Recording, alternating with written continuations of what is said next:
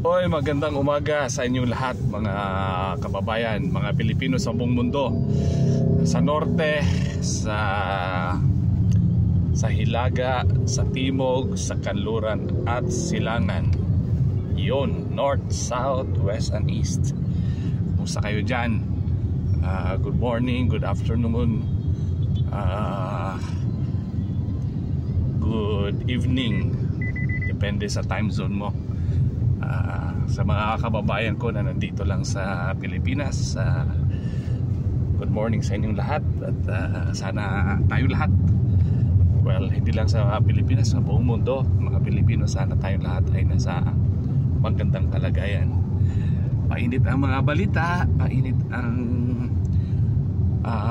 mga nasasagap natin na mga impormasyon tungkol dyan sa ating former President Duterte. Pero hindi tungkol sa kanya ang aking vlog ngayon. Ang aking topic ngayon ay tungkol sa PIGO.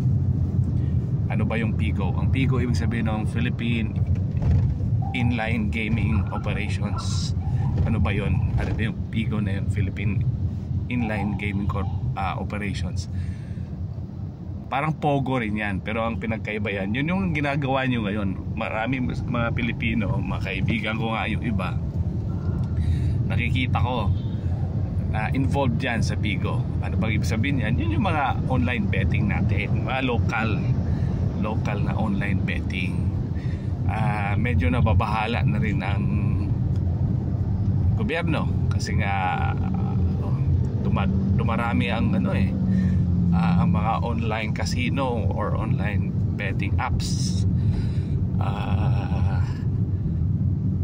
Paano ba? Oo, mahirap pa. Ano yan? Inevitable yata yan. Hindi yata maiwasan na mangyayari yan eh.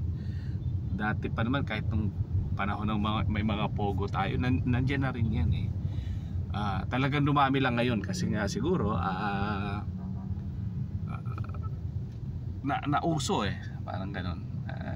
Hindi naman yan basta-basta mawawala siguro. Ang masasabi ko lang dyan sa atin na lang, kaya tayo mga parang sigarilyo yan eh, bisyo na hindi mai-ban. Hindi mo pwedeng sabihin ng ano tawag nito? Kahit nagagawa ka ng batas, hindi mawawala eh. Yung liquor ban o parang alak, ano mo yung alak, i-ban mo, hindi rin mawawala eh. American gumawa na ng ganong klaseng prohibition ng tawag, yung mga alak. Wala, hindi sila naging successful diyan. So yung outright ban ng mga online gamings, mukhang hindi yan ang solusyon. Siguro i-regulate lang, yun na lang magagawa. Yun lang ang kuwan dyan. Kaya challenging din yan kasi nga online, digital. Yung gobyerno natin nangangapa pagdating sa kaalaman kung paano i-regulate yung mga digital na mga businesses. Basically negosyo yan, no? Ako nga lang, medyo may question mark nga lang yung mga ganyang klase negosyo. Ang internet naman kasi yan eh, parang neutral ground. Pwedeng gamitin sa mabuti, pwedeng gawin sa masama. Kaya sana kayo mga sa nanonood o nakikinig dito, sana ang pipiliin nyo ay yung lahat ng kung saan nyo man gagamitin yung internet, yung mga cellphone nyo, at kung saan man kayong apps pumapasok, sana yung mabuti ang salihan nyo, mga mabubuti ang mga gamitin nyo, mabubuti mabasahin nyo yung mga ganyan. Parang ganito, para si Grab, yan, mabuting paggagamit ng app yan kasi nakakatulong sa ating pang-araw-araw na buhay. Ayun,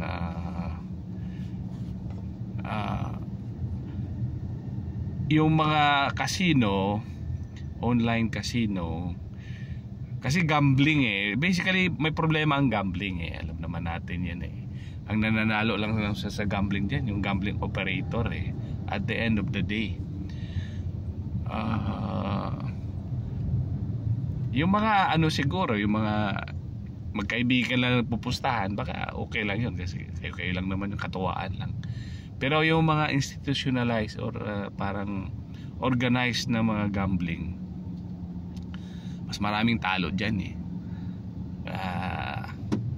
Yung operator lang talagang ano dyan. Yan sa Pampanga yan, yung mayaman yung ano dyan dahil sa huweteng sinasabi.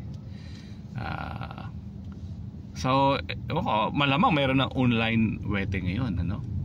Dati patago pa yung wedding eh. Ngayon mas lalong madaling yung physical na wedding dati, physical ginagawa, physical kayo pupusta. Ngayon napapadali eh. I would imagine. Yung ibang casino naman online din, parang similar to wedding na rin yan eh. Iba-iba lang siguro tawag nila diyan, pangalan, pero parang ganun na rin yan. Ang mahalaga siguro dito, sa haba-haba ng mga sinasabi ko, ang gusto ko lang diretsohin na ang mahalaga rito tungkol dito sa online gaming eh, tayo mga individual, maging responsable lang tayo. Wag tayong malulong dyan. Meron akong kaibigan na yung kapatid niya milyones daw yung natalo oh. Nakaipon na ng ano, may negosyo, nakaipon na ng milyon-milyon, pero bumagsak lang dahil sa na-addict sa online casino. Ay nako mga kaibigan, hirap naman yan, ang saklap naman yan. At least ako paminsan-minsan lang mag Mobile Legend kahit matandaan na, pero yun lang naman ang ang online game ko. Load lang ang nawawala sa akin, yung gastos ko lang sa load. Pero wala, bihira na din lang eh. Ay nako, mas magastos ba nga yung miss ko eh. Minsan nag-ano sa ano naglalaro sa time zone na misis ako, magalit sa akin. Pero bihira na din lang naman. Ay nako, ayun. Ayun, basta tayong individual, nasa sa atin yan, kontrolin natin yung mga sarili natin. At least yung mga physical na casino dati, mahirap puntahan eh. I mean, halimbawa Resorts World, mga Solaire, kailangan bago ka pumusta dyan, kailangan puntahan mo. So, pero itong mga online casino, ang dali-dali, nandyan lang sa bulsa mo, sa cellphone mo. Ay nako, tapos pwede kang sumali ng maliit muna. Problema yung maliit, umpisa ka sa maliit, napapalaki na habang tumatagal. Nako, ang hirap niyan. Ay nako, delikado yan, delikado. So ang internet talagang delikado rin eh, kung tutuusin eh.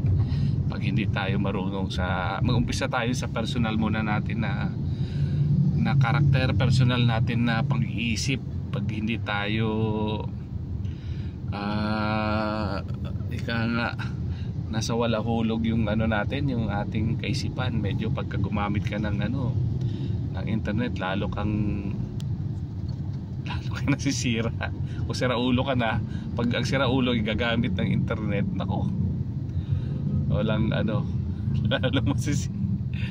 lalo na multiply yung kasiraan na. Ay nako. Kaya sana importante ayusin natin mga sarili natin. At kung maka-encounter man tayo ng mga tentasyon, tentasyon, mga ano ba sa Tagalog yung temptation, yung mga tukso.